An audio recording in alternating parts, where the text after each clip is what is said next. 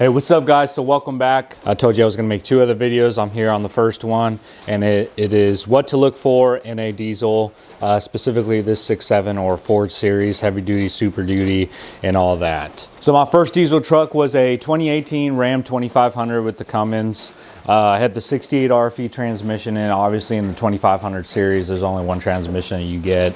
And then my second diesel was a 2019 F250. That was the Platinum. That I have plenty of other videos on that one as well. But this is my third one, and it's actually, I bought it used, whereas those previous two diesel trucks, I bought them brand new off the lot. So just based off of my research and my experience with these diesel trucks, things that you need to look out for when you're actually on the lot if you are in the market to buy a new to you truck. One thing I wanted to mention first was like the Carfax. So every dealership, they should have some kind of subscription to a Carfax. They get like an unlimited amount of Carfaxes per month. And so it's real simple for them to just throw the VIN into the website and show you the Carfax. If they don't want to show you the Carfax, I don't know, I probably, not a red flag, but it's like, okay, now you have to pay 25 bucks or $30 to figure out just kind of like the background to try and put this whole puzzle piece together, which is you trying to buy a used vehicle. It's a puzzle piece. You're trying to check it out, figure out like kind of hints on,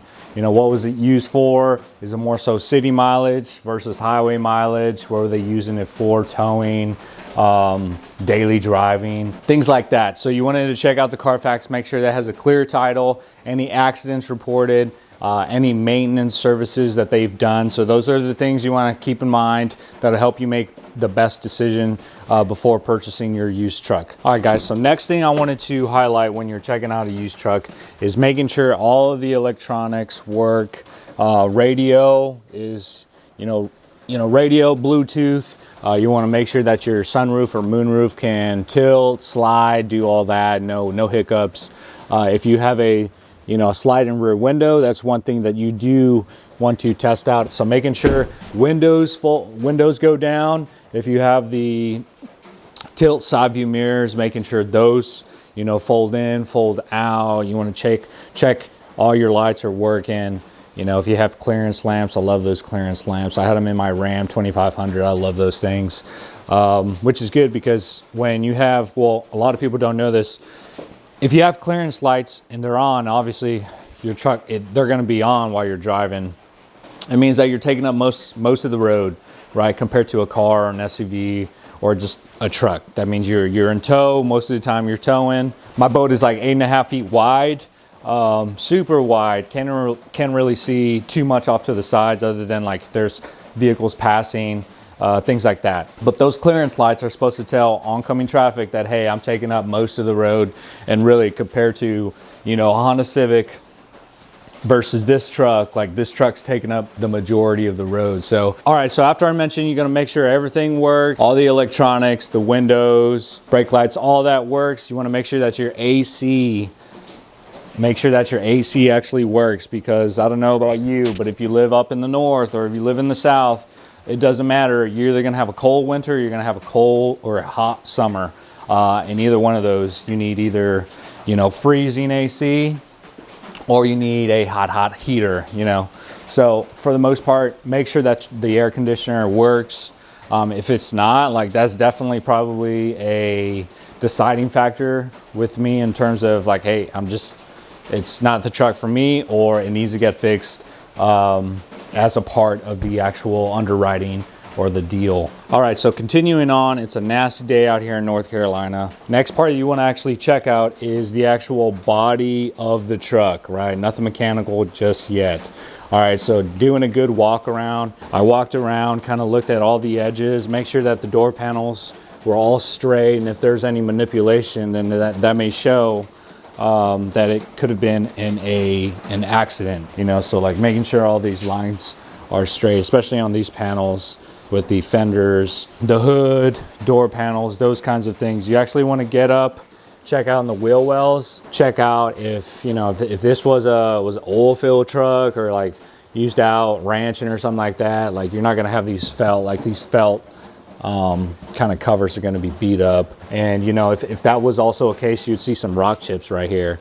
Or this was mostly a highway or a city truck, not really used off-roading and things like that. But if you go back into the wheel liner, why does it have Fox shocks with Reservoir? So it's like, okay, well, what did you really use it for? Is that those are just all hints for you to put together, you know, a decision for you to make. So you just want to keep walking around, making sure the windshields are not broken, cracked. Yeah, just looking at the lines of the hood, the fenders. And so you want to make sure pretty much no dents, no scratches, things like that. And if there is, like, maybe that's not a tipping point for you to say no to the truck, but it will be some kind of leverage for you to negotiate at the closing if you decide to purchase the vehicle. All right, and so next is going to be the mechanical portion. So let me go ahead and pop the hood. I think I got enough clearance up top. All right, so this is going to get a little tricky because I'm going to have to get underneath the truck.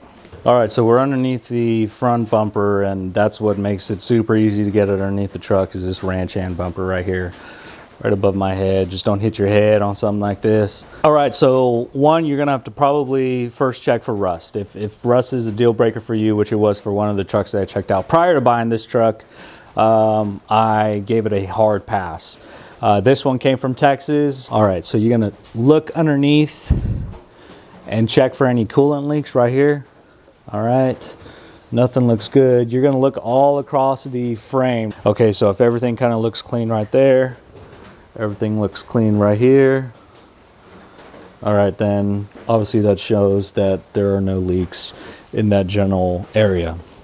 All right, so you're gonna check out your belts. There it is right there. Here's your upper oil pan.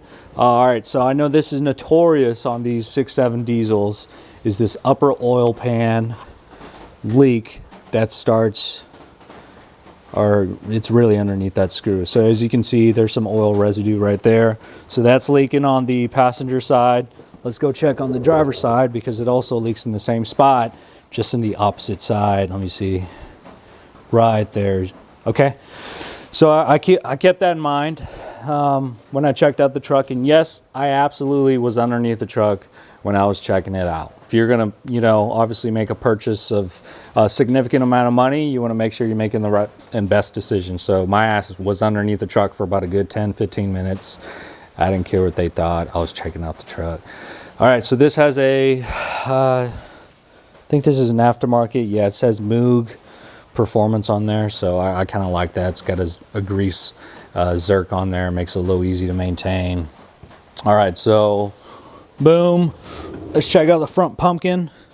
All right, I can tell that there was a leak going on right here, and then I saw this bolt that was actually loose, this one right here. All right, and so what I did was tighten that up. More than likely that was the culprit. I filled it up with some differential fluid, and yeah, I'll continue to monitor it. Not really a big deal, but something to keep in mind of. All right, so let's look at tie rod ends, U-joints. So this one's showing that it's looking decent. Make sure they're not bleeding out. If you know the boots looked, sorry, that was terrible camera angle. If the boots were shot, then you would have to replace those. So you're gonna make sure the boots are intact and make sure that they're not, you know, busted, cracked, because that's I mean, you won't have any lubrication because the lubrication's all making its way outside of the boots. And you'll see there's a boot right here. Let me get this light. That's why I brought it over here, dumbass. All right, so here are the boots.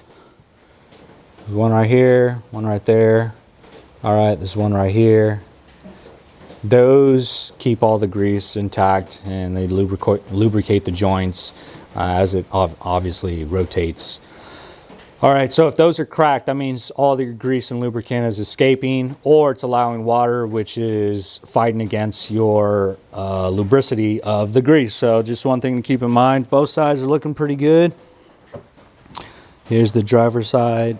All right, so next let's move on to the U-joint. So I checked it out. It looked okay. May need to get replaced here soon, but I'm not talking like within the next month soon, like it still has some time on it. All right, so next let's move on down.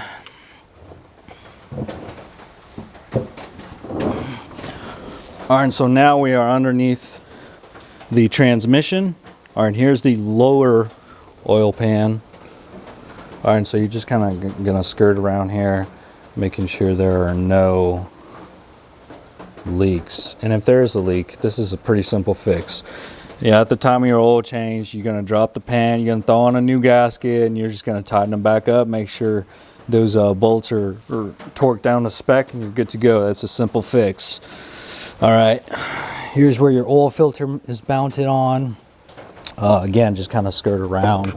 Everything looks pretty good right there. All right, so here's a big deal. When you're underneath the truck, you're gonna check out these valve covers, I want to say, or cylinder heads, right? All right, so valve covers are going to lay right on top of the cylinder heads. Most of the time, if you have a leak, it's going to be on these rear corners, like right there, right where I'm pointing. And I know I have some terrible light, but you want to make sure there are no leaks on those valve covers. Kind of scoot back. All right, I see the front. Check out the rear. That one looks clean, looks good. And then this one's a little easier to see and check out. Boom, no leaks. I see the front. Let me zoom in a little for you.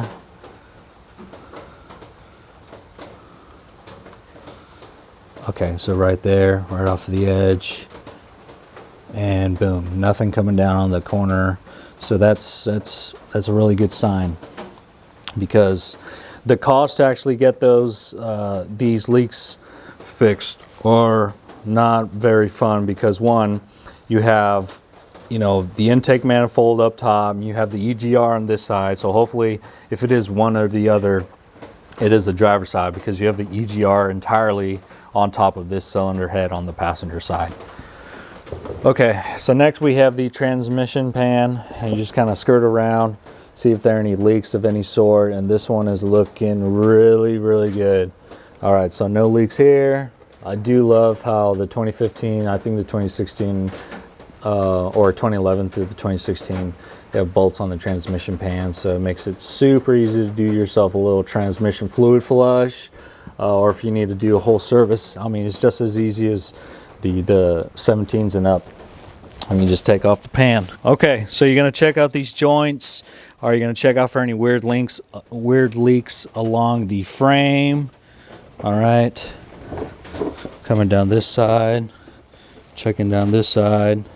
If you're worried about if it's deleted or not, you're just gonna look underneath the truck, and if you see something that's fat and huge and overweight, then this is telling you that it's nowhere near being deleted. All right, so we're just gonna work along the side, kind of check it out.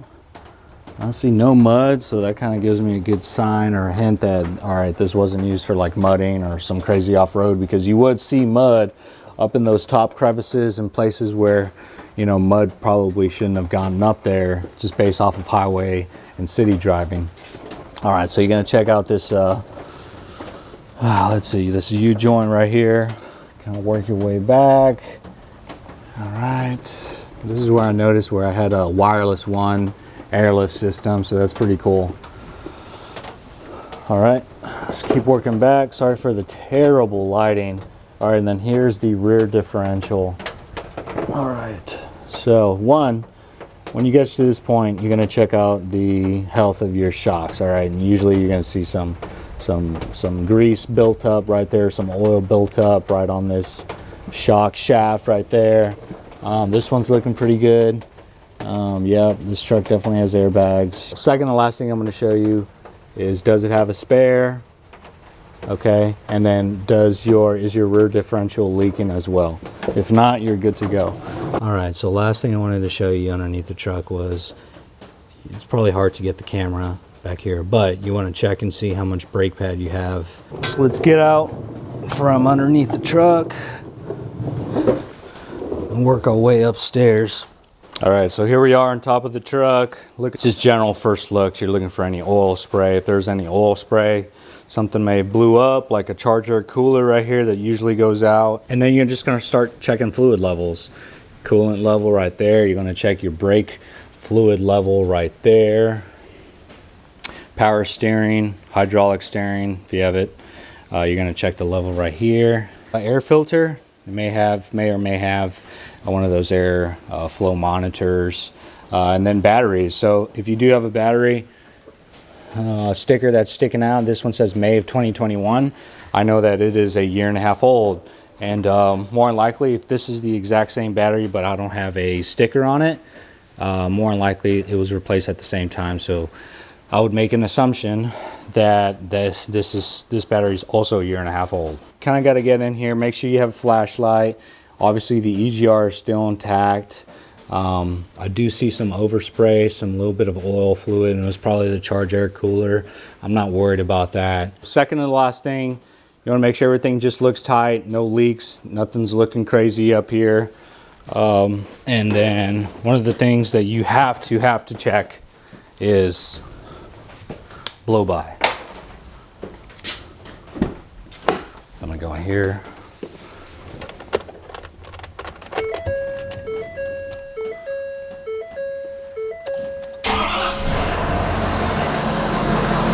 All right, guys, it's gonna get a little loud, but I gotta show you this. And this may be actually the first thing you check mechanically on the truck, because honestly, that would turn me away quicker than the AC broken. All right, so you gotta check the blow-by, which means the amount of air that's coming up through the cylinders. All right, so you may see a little vapor, and that's totally normal. All right, but it's when this thing, when you take it off and it kind of pops off, like that's a lot of pressure and air coming up through the cylinders. Hopefully you can hear me. But if you just kind of rest it here on top and it doesn't move, you're good to go. Sometimes it's flat enough to actually put this on top. But anyways, if you can actually rest that on top, just like so,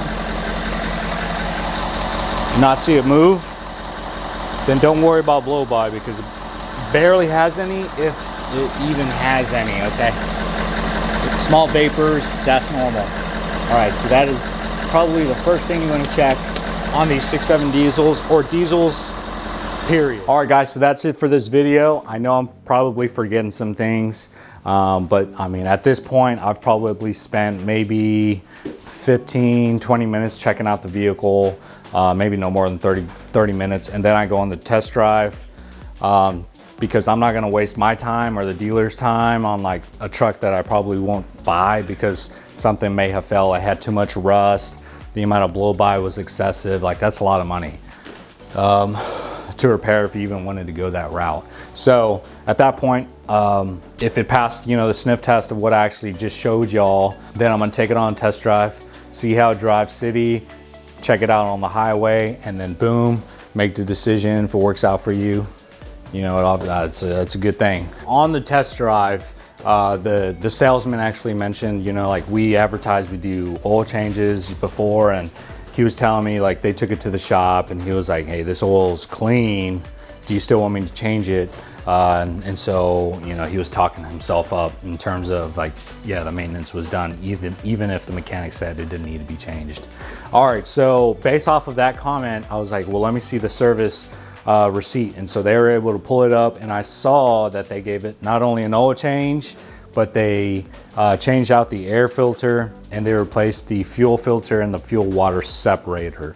And it has some, new windshield wiper blades. But that's just a pro tip. So if you go, ask them if they service the vehicle, if they could show you the receipt, and usually it's not a big deal. It's like, it has the address of the dealership that you're at, maybe a name, the cost, but in terms of, what was actually done at the mileage of where it was at, it shouldn't be an issue for the dealer to actually show you. Plus, that'll give you some peace of mind and buy you some time before you're gonna have to give it another oil change or replace the fuel filters, unless you're just gonna do it on your own, regardless if they did it or not, because it's hard to trust anyone out there. So, but guys, hopefully I didn't miss too much. Drop down in the comments what else you all check when you're looking for a used diesel, because these trucks are not cheap, especially to repair. It's gonna cost some money, so trying to make the best decision you can for a vehicle that you may keep for 3 years, 5 years, 10 years, or until it just dies, right? You wanna set yourself up for success for this truck to actually last. All right, guys, so until next time, I'm gonna go ahead and crack out another video here soon. See y'all.